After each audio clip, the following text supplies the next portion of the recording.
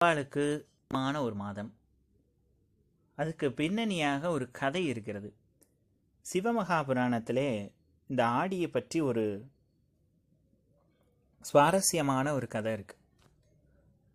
அதில் பார்த்தோன்னா ஆடி அப்படிங்கிறது ஒரு அரக்கனுடைய பெயராக இருந்திருக்கிறது. ஆடின்னு ஒரு அரக்கன் இருந்திருக்கிறான். அவன் கைலாசத்துக்கு ஒரு நாள் வரான். ஆனால் எப்படி கைலாசத்துக்கு வரணும்னு பார்க்குறான்னா, யாரும் அம்பிகை இல்லாத நேரத்தில் கைலாசத்திலே சிவபெருமான் முன்னால் அம்பிகை போல நிற்கலாம் அப்படிங்கிற ஒரு விசித்திரமான ஒரு எண்ணத்தோடு கைலாசத்துக்கு வரான். அங்கே கைலாசத்தில் பார்த்தீங்கன்னா பார்வதி தேவியானவள் கைலாசத்தை விட்டு